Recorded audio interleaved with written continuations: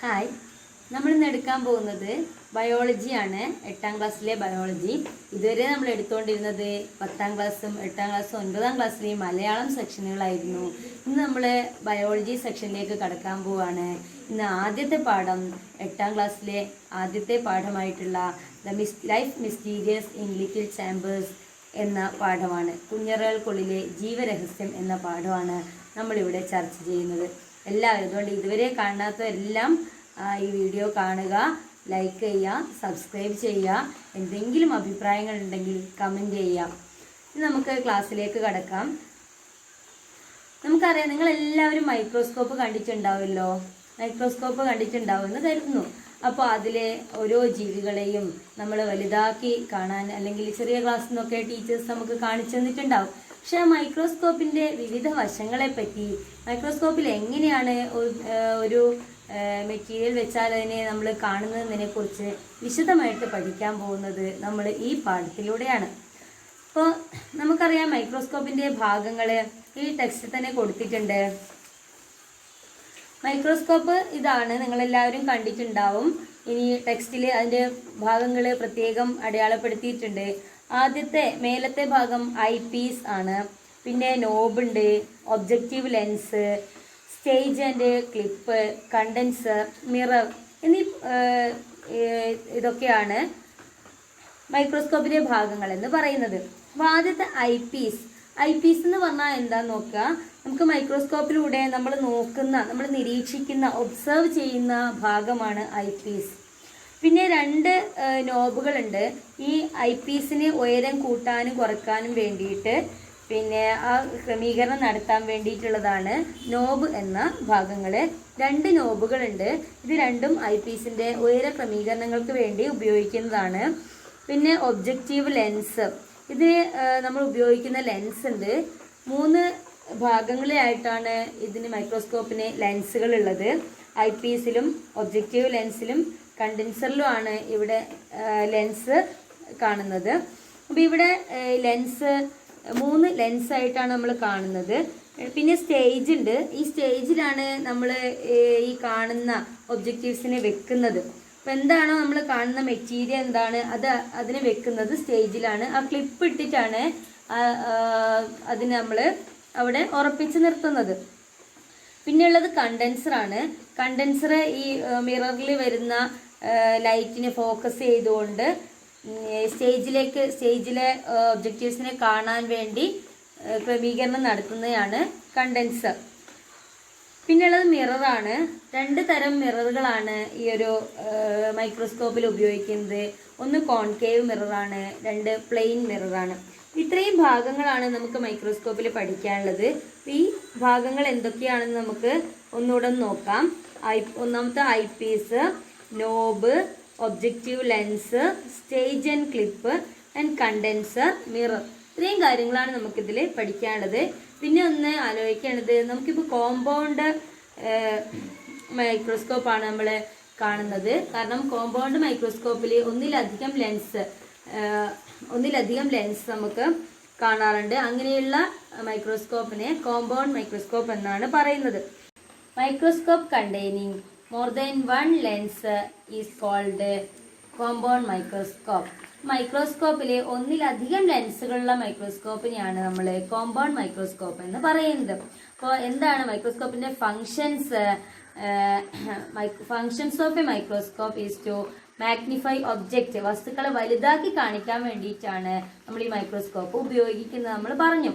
പിന്നെ lenses are fixed in the microscope for this purpose. ഈ പർപ്പസിന് വേണ്ടിയിട്ട് നമ്മൾ ലെൻസ് ഇതിൽ ഫിക്സ് ചെയ്തിട്ടുണ്ട്. അപ്പോൾ ഇങ്ങനെയുള്ള ഒന്നിൽ കൂടുതൽ ലെൻസുകളുള്ള മൈക്രോസ്കോപ്പിനെയാണ് നമ്മൾ കോമ്പൗണ്ട് മൈക്രോസ്കോപ്പ് എന്ന് പറയുന്നത്. ഇനി arrangement of light in A microscope. എന്താണ് ലൈറ്റ് അറേഞ്ച്മെന്റ് എന്ന് നോക്കാം. In the microscope, the part fixed below the stage is to reflect light on the material to be observed. സ്റ്റേജിൻ്റെ അടിയിലുള്ള ആ ഒരു നമ്മൾ കാണുന്നില്ലേ, സ്റ്റേജിൻ്റെ അടിയിൽ ഇവിടെ ഒരു ചെറിയൊരു തോളയായിട്ട് നമുക്ക് കാണാം. അടിയിൽ കണ്ടൻസർ ഉണ്ട്. അപ്പോൾ അതിൻ്റെ അടിയിലുള്ള മിററിൽ നിന്ന് നമുക്ക് ഈ ലൈറ്റ് റിഫ്ലക്റ്റ് ചെയ്തിട്ട് നമ്മൾ വെച്ചിട്ടുള്ള മെറ്റീരിയലിലേക്ക് എത്തണം. അപ്പോൾ അവിടെ ആ ലൈറ്റ് ഫോക്കസ് ചെയ്യുന്നതിന് ആ ലൈറ്റ് ക്രമീകരിക്കാൻ വേണ്ടിയിട്ടാണ് ഈ കണ്ടൻസർ നമ്മൾ വെച്ചിട്ടുള്ളത്. അവിടെ 2 മിററുകളാണുള്ളത്. ഒന്ന് കോൺകേവ് ലെൻസ് ആണ്, മറ്റൊന്ന് പ്ലെയിൻ മിററാണ്. ഇതിലെ പ്ലെയിൻ മിറർ ഉപയോഗിക്കുന്നത് സൺലൈറ്റിനെ ഫോക്കസ് ചെയ്യാൻ വേണ്ടിയിട്ടും കോൺകേവ് മിറർ ഉപയോഗിക്കുന്നത് ആർട്ടിഫിഷ്യൽ ലൈറ്റ് അഥവാ കൃത്രിമമായിട്ട് ലൈറ്റിനെ ഫോക്കസ് ചെയ്യാൻ വേണ്ടിയിട്ടുമാണ്. ഇത്രയും കാര്യങ്ങളാണ് നമ്മൾ ഇന്ന് പറഞ്ഞിട്ടുള്ളത്. അപ്പോൾ ഈ നമ്മൾ അറിയാം eye piece, knob, objective lens, stage and clip, condenser, mirror, ഇത്രയും കാര്യങ്ങൾ നമ്മൾ പറഞ്ഞിട്ടുണ്ട്. ഇനി സ്റ്റേജിന്റെ അടിയിൽ നിന്ന് വരുന്ന ലൈറ്റിനെ ഫോക്കസ് ചെയ്ത് മെറ്റീരിയൽ നിരീക്ഷിക്കാൻ വേണ്ടിയാണ് ഈ കണ്ടൻസർ സഹായിക്കുന്നത് കൂടെ നമ്മൾ പറഞ്ഞിട്ടുണ്ട്. അപ്പോൾ നമ്മൾ ഒരു മൈക്രോസ്കോപ്പ് പരിചയപ്പെട്ടു. നമുക്ക് പറയാനുള്ളത് preparation of observation of materials. നമുക്ക് എങ്ങനെയാണ് ഓരോ മെറ്റീരിയൽസിനെയും ഇതിനു വേണ്ടി ഈ മൈക്രോസ്കോപ്പിലേക്ക് വേണ്ടി പ്രിപ്പയർ ചെയ്യുന്നതെന്ന് നോക്കാം. അത് ടെക്സ്റ്റിൽ തന്നെ ചിത്രങ്ങളോട് കൂടി ഓരോ സ്റ്റേജ് ആയിട്ട് കൊടുത്തിട്ടുണ്ട്. അതെന്താണെന്നുള്ളതാണ് നമ്മൾ ഇനി നോക്കുന്നത്. Preparation of observation material. ഒരു 8 സ്റ്റേജ് ആയിട്ടാണ് നമ്മുടെ ടെക്സ്റ്റിൽ കൊടുത്തിട്ടുള്ളത്. ഒന്നാമത്തെ stage, put the material to be observed in the petri dish containing water to prevent dehydration. എന്ന് പറഞ്ഞാല് ഒരു പെട്രി ഡിഷിൽ നമ്മൾ നോക്കുന്ന ഒബ്സർവ് ചെയ്യേണ്ട മെറ്റീരിയൽ എടുത്ത് അത് നോക്കാൻ വേണ്ടി ഒരു പെട്രി ഡിഷിൽ വെക്കുക. പെട്രി ഡിഷ് എന്ന് പറഞ്ഞാൽ ഒരു പാത്രമാണ്. ആ പാത്രത്തിൽ പെട്രി ഡിഷിൽ വെക്കുകയും അതിനെ ഡീഹൈഡ്രേഷൻ ചെയ്യാതിരിക്കാൻ വേണ്ടി എന്ന് പറഞ്ഞാൽ വരണ്ട് പോവാതിരിക്കാൻ വേണ്ടിയിട്ട്, ഉണങ്ങി പോവാതിരിക്കാൻ വേണ്ടിയിട്ട് നമ്മൾ എന്ത് ചെയ്യുന്നു, കുറച്ച് വാട്ടർ അതിലേക്ക് ഒഴിക്കുകയും ചെയ്യുന്നു. രണ്ടാമത്തെ stage, take thin cross section of the material to be observed. നമ്മൾ ഏതിനെയാണോ ഒബ്സർവ് ചെയ്യാൻ പോകുന്നത്, അത് ഏത് മെറ്റീരിയൽ ആണോ അതിനെ നമ്മൾ ക്രോസ് ആയിട്ട് തിന്നായിട്ട് നമ്മൾ എന്ത് ചെയ്യണം, മുറിക്കണം. അപ്പോൾ അതിനെ വളരെ ചെറിയ ഛേദങ്ങളാക്കിയിട്ട് മുറിച്ചിട്ട് മാത്രമേ ഇതിൽ വെച്ച് നമ്മൾ കാണുകയുള്ളൂ. സ്റ്റേജ് 3, മൂന്നാമത്തെ stage, with a brush shift the sections to a watch glass containing water. മൂന്നാമത്തെ സ്റ്റേജ്, ഒരു ബ്രഷ് കൊണ്ട് അതിനെ ഈ വാച്ച് ഗ്ലാസ്സിലേക്ക് നമ്മൾ മാറ്റണം. അതിലും വാട്ടർ ഉള്ള ഒരു വാച്ച് ഗ്ലാസ്സിലേക്കാണ് നമ്മൾ മാറ്റേണ്ടത്. Stage 4, put the thinnest and complete sections to a watch glass containing stain. എന്ന് പറഞ്ഞാൽ നമ്മൾ മുറിച്ചെടുത്തിട്ടുള്ള വളരെ തിന്നായിട്ടുള്ള പാർട്ട് നമ്മൾ കണ്ടെയ്നിങ് സ്റ്റെയിനിലേക്ക് ഇടുന്നു. അപ്പോൾ തിന്നസ്റ്റ് നമ്മൾ അറിയാം മുറിച്ച് വെച്ചിട്ടുള്ളത്, ഇപ്പോൾ വാഴ തണ്ടാണെങ്കിൽ അത് മുറിച്ചിട്ട് വളരെ തിന്നായിട്ടുള്ള പീസാണ് നമ്മൾ ഇടേണ്ടത്. അതുപോലെ കംപ്ലീറ്റ് സെക്ഷൻ, അത് നല്ല റൗണ്ട് വളരെ ക്ലിയർ ആയിട്ട് കംപ്ലീറ്റ് ആയിട്ടുള്ള ഇത് മാത്രമേ നമുക്ക് വെച്ചാൽ കാണാൻ പറ്റുള്ളൂ. അതുകൊണ്ട് സൈഡ് ഇങ്ങനെ ചെത്തിപ്പോവൊന്നും ചെയ്താൽ നമുക്ക് കാണാൻ പറ്റില്ല. അത് വളരെ തിന്നായിട്ട് വളരെ കംപ്ലീറ്റ് ആയിട്ട് മുറിച്ചെടുത്ത കഷ്ണങ്ങൾ നമ്മൾ എന്ത് ചെയ്യണോ, സ്റ്റെയിൻ കണ്ടെയ്ൻ ചെയ്ത വാച്ച് ഗ്ലാസ്സിലേക്കാണ് ഒഴിക്കുന്നത്.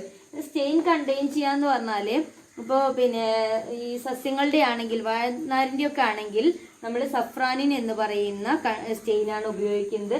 അതേപോലെ ഓരോന്നിനും ഓരോ സ്റ്റെയിനിൻ്റെ ഇവിടെ ഈ സ്റ്റെയിൻ കണ്ടെയ്ൻ ചെയ്ത വാച്ച് ഗ്ലാസ്സിലേക്ക് നമ്മൾ ഒഴിക്കുന്നു. പിന്നെ stage 5, add 1 or 2 drops of glycerine to the slide to prevent drying up of the material. ഇപ്പോൾ 1-2 തുള്ളി ഗ്ലിസറിൻ നമ്മൾ സ്ലൈഡിൽ ഒഴിക്കുന്നു. 1-2 തുള്ളി ഗ്ലിസറിൻ സ്ലൈഡിൽ ഉറ്റിക്കുന്നു. അത് എന്തിനാണെന്ന് വെച്ചാൽ prevent drying up of the material dry ആയി പോവാതിരിക്കാൻ വേണ്ടിയിട്ടാണ്. Stage 6, wash the stained section in clear water and place it in the glycerine on the slide. ഈ സ്റ്റെയിൻ ചെയ്തിട്ടുള്ള മെറ്റീരിയലിനെ നമ്മൾ ക്ലീൻ വാട്ടറിലേക്ക് ഇടുകയാണ്. സ്റ്റെയിൻ ചെയ്ത് വെച്ചിട്ടുള്ള മെറ്റീരിയലിനെ ക്ലീൻ വാട്ടറിലേക്ക് ഇടുകയും place it in the glycerine on the slide, ആ സ്ലൈഡിൽ ഗ്ലിസറിൻ ഉള്ള സ്ലൈഡിലേക്ക് മാറ്റുകയും ചെയ്യുന്നു. Stage 7, place a cover glass over the material using a needle on such a way that air bubbles do not pass. എന്ന് പറഞ്ഞാൽ ഇപ്പോൾ നമ്മുടെ ഇത് കഴിഞ്ഞു, നമ്മൾ എന്ത് ചെയ്യണം, ആ ഒരു കവർ ഗ്ലാസ് ഇട്ടുകൊണ്ട് അതിനെ മൂടണം. അതിൻ്റെ മേലെ ഒരു കവർ ഗ്ലാസ് വെക്കണം. അപ്പോൾ അതിനെ എന്ത് ചെയ്യുക, എയർ ബബിൾസ് ഒന്നും കടക്കാത്ത രീതിയിൽ വളരെ കൃത്യമായിട്ട് തന്നെ ആ കവർ ഗ്ലാസ് കൊണ്ട് നമ്മൾ അതിനെ മൂടേണ്ടതാണ്. Stage 8, wipe out the excess glycerin using tissue paper. അപ്പോൾ നമ്മൾ അതിൽ എക്സസ് ഗ്ലിസറിൻ ഉണ്ടെങ്കിൽ, കൂടുതൽ ഗ്ലിസറിൻ ഉണ്ടെങ്കിൽ അത് നമുക്ക് കാണാൻ പറ്റില്ല. അതുകൊണ്ട് തന്നെ ആ ഗ്ലിസറിൻ നമ്മൾ ഒരു ടിഷ്യൂ പേപ്പർ എടുത്ത് തുടച്ച് മാറ്റേണ്ടതാണ്. അപ്പം ഇത്രയും കാര്യങ്ങളാണ് നമ്മൾ മൈക്രോസ്കോപ്പിലൂടെ പഠിക്കുന്നത്. അപ്പോൾ ഇനി മൈക്രോസ്കോപ്പ് നമ്മൾ പഠിച്ചു കഴിഞ്ഞു. ഇനി നമുക്ക് പരിചയപ്പെടുത്താനുള്ളത് കുറച്ച് സയന്റിസ്റ്റിനെയാണ്. Robert Hooke, discovering the shell. Robert Hooke was the first scientist who observed cells with the help of a simple microscope. ഒരു സിമ്പിൾ മൈക്രോസ്കോപ്പിന്റെ സഹായത്തോടു കൂടി ആദ്യമായിട്ട് സെല്ലിനെ നിരീക്ഷിച്ച ശാസ്ത്രജ്ഞനാണ് Robert hook. He observed the section of cork through a microscope and called the tiny chamber seen in the section cell. അപ്പോൾ അദ്ദേഹം ഒരു കോർക്ക് എന്ന് പറയുന്ന ഒരു മരമാണ്. അപ്പോൾ ആ കോർക്കിനുള്ളിലെ സെല്ലിനെയാണ് അദ്ദേഹം നിരീക്ഷിച്ചിട്ടുള്ളത്. ആ സെൽസിന്റെ ചിത്രമാണ് ഇവിടെ കൊടുത്തിട്ടുള്ളത്. അതിന് ആദ്യമായിട്ട് റോബർട്ട് ഹുക്കാണ് ഇങ്ങനെ സെല്ലിനെ ഒരു മൈക്രോസ്കോപ്പിലൂടെ നിരീക്ഷിച്ചിട്ടുള്ളത്.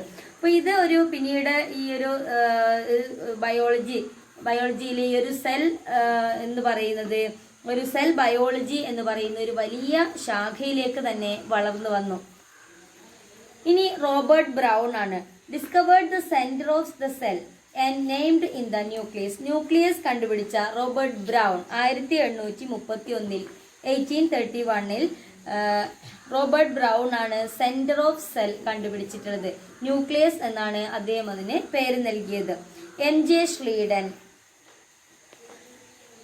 found out that the body of a plant is made up of cells. അപ്പോൾ പ്ലാന്റ് സെല്ലിനെ കണ്ടുപിടിച്ച ആളാണ് NJ Schleiden. കോശങ്ങളാലാണ് സസ്യശരീരം നിർമ്മിതമായിട്ടുള്ളത്. കോശങ്ങൾ കൊണ്ടാണ് സസ്യശരീരം നിർമ്മിതമായിട്ടുള്ളത് എന്ന് കണ്ടുപിടിച്ചത് NJ Schleiden ആണ്. Theodore Schwann found out that the body of an animal is made up of cells. Animal cells, അതായത് ജന്തു കോശങ്ങൾ കണ്ടുപിടിച്ച ആളാണ് തിയോഡർ ഷ്വാൻ. കോശങ്ങൾ കൊണ്ടാണ് ജന്തു ശരീരം നിർമ്മിതമായിരിക്കുന്നത് എന്ന് കണ്ടുപിടിച്ച ആളാണ് Theodor Schwann. Rudolf Virchow observed dividing cells and inferred that new cells arise only from existing cells. നിലനിൽക്കുന്ന സെല്ലിൽ നിന്നാണ് പുതിയൊരു സെല്ലിനെ ഉണ്ടാക്കുന്നത്. പുതിയൊരു സെല്ല് ഉള്ള സെല്ലിൽ നിന്ന് തന്നെയാണ് പുതിയൊരു സെല്ല് ഉണ്ടാവുന്നത് എന്ന് കണ്ടുപിടിച്ച ആളാണ് റുഡോൾഫ് വിർച്ചോ. ഇത്രയും കാര്യങ്ങളാണ് നമ്മൾ ഇന്ന് പറയുന്നത്. മൈക്രോസ്കോപ്പ്, അതിൻ്റെ പാർട്സ് എന്താണ്, അതിൻ്റെ ഫങ്ഷൻസ്, പർപ്പസ്, അതേപോലെ പ്രിപ്പറേഷൻ ഓഫ് മെറ്റീരിയൽ, ഒബ്സർവേഷൻ, ഇതൊക്കെ നമ്മൾ കണ്ടു കഴിഞ്ഞു. ഇനി സെൽ ബയോളജിയിലേക്ക് നമ്മൾ തുടങ്ങി. ഒരു ശാസ്ത്രജ്ഞന്മാരെ, സയൻറ്റിസ്റ്റിനെയും നമ്മൾ പരിചയപ്പെട്ടു. അടുത്ത ക്ലാസ്സിൽ ബാക്കി പറയാം.